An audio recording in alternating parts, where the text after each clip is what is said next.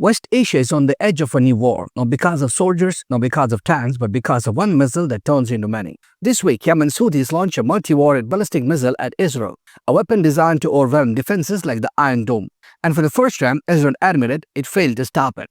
Let that sink in. A single rocket spreading mid-air into dozens of deadly bomblets, raining down on Israeli towns. This isn't just a missile, this is a tactical shift in warfare. Now here's why this matters. Israel has always had one big advantage in the region.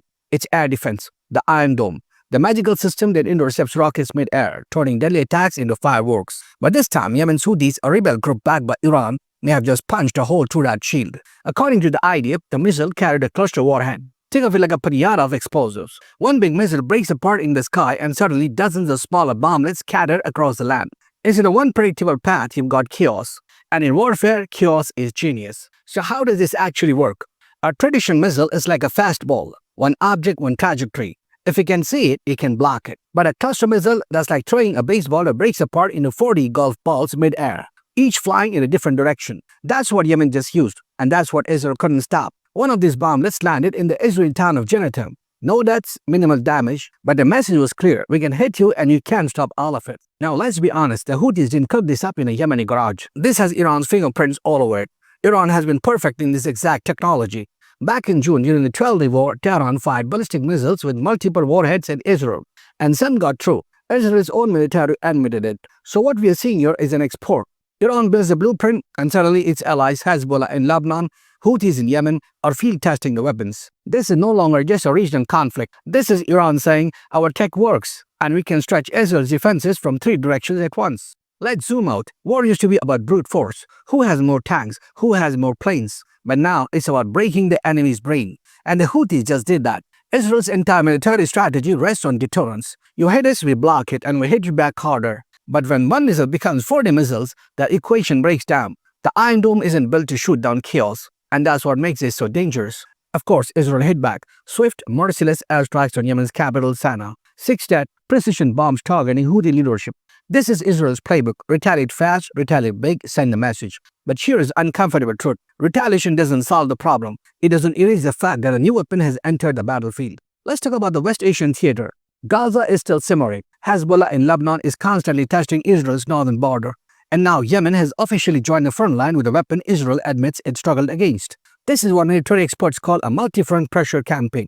You can't fight one enemy at a time because all your enemies are fighting you at once. And the timing, perfect for Iran, because the world is distracted. The US is consumed with multiple problems. Europe is dealing with energy and Ukraine fatigue. Meanwhile, Iran is busy rewriting the rules of war. Now you might say, wait, missiles are new. The Houthis have been firing rockets for years. Why is this such a big deal? Here's why.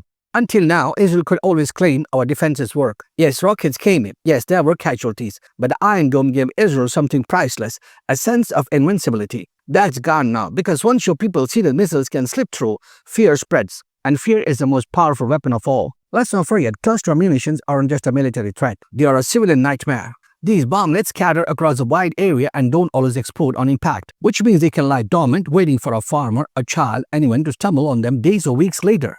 This is why cluster bombs are banned under international law.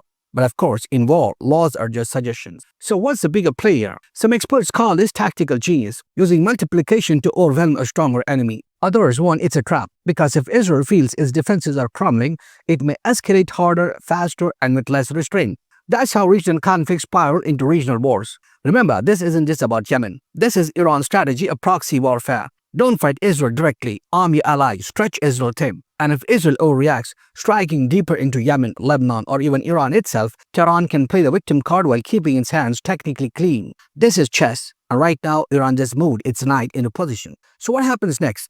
Israel will double down on military strikes, maybe even preemptive ones. The Houthis will celebrate this as a propaganda win, showing out that they hit Israel where it hurts. Iran will quietly test the next phase of this technology. But the real danger, this arms race doesn't stop here. Once cluster warheads are normalized, what's next? Hypersonic missiles, drone swarms, AI power targeting. This is how wars evolve, slowly then subtly. So here's the bottom line. In West Asia right now, a new arms race is underway. One where missiles don't just fly, they multiply. And that changes everything. Because in war, the most dangerous weapon isn't the one you see, it's the one you can't stop. This is the new reality Israel faces. This is the new reality Iran is building. And this is the new reality the world needs to wake up to before chaos becomes a new normal.